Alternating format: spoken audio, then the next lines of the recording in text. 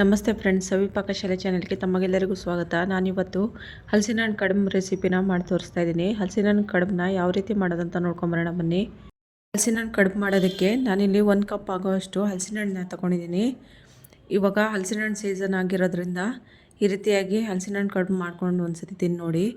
ಈ ರೀತಿಯಾಗಿ ಒಳಗಡೆ ಇರೋ ಬೀಜನೆಲ್ಲ ತೆಗೆದುಬಿಟ್ಟು ಕಟ್ ಮಾಡ್ಕೊತಾ ಇದ್ದೀನಿ. ಮಿಕ್ಸಿಯಲ್ಲಿ ಹಾಕ್ಕೊಂಡು ರುಬ್ಬಕ್ಕೆ ಈಸಿ ಆಗಲಿ ಅಂತ ಹೇಳ್ಕೊಂಡು ನೋಡಿ, ಈ ಥರ ಕಟ್ ಮಾಡ್ಕೊಂಡಿದ್ದೆಲ್ಲ ಆಗಿದೆ. ಅದನ್ನು ಒಂದು ಮಿಕ್ಸಿ ಜಾರಿಗೆ ಹಾಕ್ಕೊಂಡು ನೀರು ಹಾಕದಂಗೆ ನುಣ್ಣಗೆ ರುಬ್ಕೊಳ್ತಾ ಇದ್ದೀನಿ. ರುಬ್ಬತ್ತಿಗೆ ಮಿಕ್ಸಿ ಜಾರ್ ಏನಾದರೂ ಟೈಟ್ ಬಂದರೆ ಒಂದು ಸ್ವಲ್ಪ ನೀರು ಹಾಕ್ಕೊಂಡು ರುಬ್ಕೊಳ್ಬೋದು. ನಾನಿಲ್ಲಿ ನೀರೇನು ಹಾಕ್ಕೊಳ್ಳೋಕೆ ಹೋಗಿಲ್ಲ, ಹಾಗೆ ರುಬ್ಕೊಳ್ತಾ ಇದ್ದೀನಿ.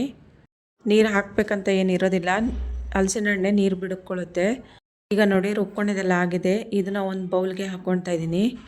ಇವಾಗ ಅದೇ ಮಿಕ್ಸಿ ಜಾರಿಗೆ 1 ಕಪ್ ಆಗುವಷ್ಟು ತೆಂಗಿನಕಾಯಿ ತುರಿನ ತೊಗೊಂಡಿದ್ದೀನಿ, ಹಸಿ ತೆಂಗಿನಕಾಯಿ ತುರಿನ. ಅದನ್ನ ಇವಾಗ ಮಿಕ್ಸಿ ಜಾರಿಗೆ ಹಾಕ್ಕೊಳ್ತಾ ಇದ್ದೀನಿ.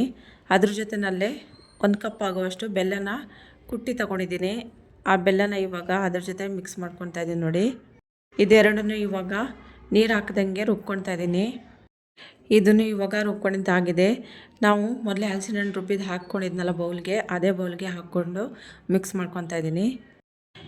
ಇವಾಗ 1 ಕಪ್ ಆಗುವಷ್ಟು ಅಕ್ಕಿ ತರಿನ ತೊಗೊಂಡಿದ್ದೀನಿ, ಅಕ್ಕಿ ರವೆ.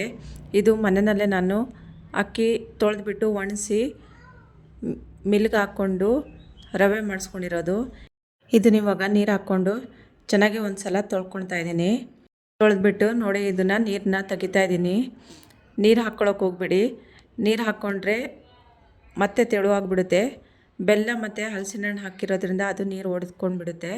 ಇವಾಗ ನೋಡಿ, ಅಕ್ಕಿ ತರಿನ ಒಂದು ಸತಿ ತೊಳ್ಕೊಂಡು ಅದ್ರ ಜೊತೆಲೇ ಮಿಕ್ಸ್ ಮಾಡ್ಕೊತಾ ಇದ್ದೀನಿ. 1 ಸ್ಪೂನ್ ಆಗುವಷ್ಟು ಉಪ್ಪು ಹಾಕ್ಕೊಳ್ತಾ ಇದ್ದೀನಿ. ಅರ್ಧ ಟೀ ಸ್ಪೂನ್ ಆಗುವಷ್ಟು ಕಾಳು ಮೆಣಸು ಪುಡಿನ ಹಾಕ್ಕೊಳ್ತಾ ಇದ್ದೀನಿ. ಏಲಕ್ಕಿ ಪುಡಿನ 1/4 ಟೀ ಸ್ಪೂನ್ ಆಗುವಷ್ಟು ಹಾಕ್ಕೊಳ್ತಾ ಇದ್ದೀನಿ. ಇವಾಗ ಇದಿಷ್ಟನ್ನು ಚೆನ್ನಾಗಿ ಕಲಸಿ ಮಿಕ್ಸ್ ಮಾಡ್ಕೊಳ್ಬೇಕು. ಹಲಸಿನ ಹಣ್ಣಿನ ಸ್ವೀಟ್ ಯಾವುದೇ ಮಾಡೋದಾದ್ರೂ ಅದಕ್ಕೆ ಒಂದು ಸ್ವಲ್ಪ ಕಾಳು ಮೆಣಸು ಪುಡಿನ ಹಾಕ್ಕೊಳ್ಬೇಕು. ಇಲ್ಲ ಅಂತ ಹೇಳಿದರೆ ತಿಂದಾದ್ರ ಮೇಲೆ ಎದೆ ಉರಿ ಸ್ಟಾರ್ಟ್ ಆಗಿಬಿಡುತ್ತೆ. ಹಲಸಿನ ಹಣ್ಣು ಗ್ಯಾಸ್ಟ್ರಿಕ್ಕು, ಅದ್ರ ಕಡೆಯಿಂದ ಒಂದು ಸ್ವಲ್ಪ ಕಾಳು ಮೆಣಸು ಪುಡಿ ಹಾಕ್ಕೊಳ್ಬೇಕು. ಇವಾಗ ನೋಡಿ, ಕಲಸಿ ಮಿಕ್ಸ್ ಮಾಡ್ಕೊತಾ ಇದ್ದೀನಿ. ಇದನ್ನು ನೋಡಿ, ನಾನೇನು ನೀರೇನು ಒಂದು ಸ್ವಲ್ಪನೂ ಮಿಕ್ಸ್ ಮಾಡ್ಕೊಂಡಿಲ್ಲ. ಅದಕ್ಕೆ ಅದೇ ತೆಳು ಆಗೋಯ್ತು. ಬೆಲ್ಲ ಮತ್ತು ಹಲಸಿನ ಹಣ್ಣು ನೀರು ಇರುತ್ತಲ್ವ. ನೋಡಿ, ಇವಾಗ ಇದು ಕಲಿಸ್ಕೊಂಡಿದ್ದಾಗಿದೆ. ಇವಾಗ ಒಂದು ತಟ್ಟೆನ ತೊಗೊಂಡಿದ್ದೀನಿ. ಅದಕ್ಕೆ ಬಾಳೆ ಎಲೆನ ತೊಗೊಂಡು ಬಾಳೆ ಎಲೆನ ಚೆನ್ನಾಗಿ ಗ್ಯಾಸ್ನಲ್ಲಿ ಇಟ್ಕೊಂಡು ಬಾಡಿಸ್ಕೊಂಡಿದ್ದೀನಿ ನಾನು. ನಾವೇನು ಹಿಟ್ಟು ಕಲಿಸ್ಕೊಂಡು ರೆಡಿ ಮಾಡ್ಕೊಂಡಿದ್ವಲ್ಲ, ಆ ಇಡ್ಲಿ ಹಿಟ್ಟನ್ನ ನೋಡಿ ಈ ಥರ ಎಲೆ ಮೇಲೆ ಹರಡ್ಕೊಳ್ತಾ ಇದ್ದೀನಿ.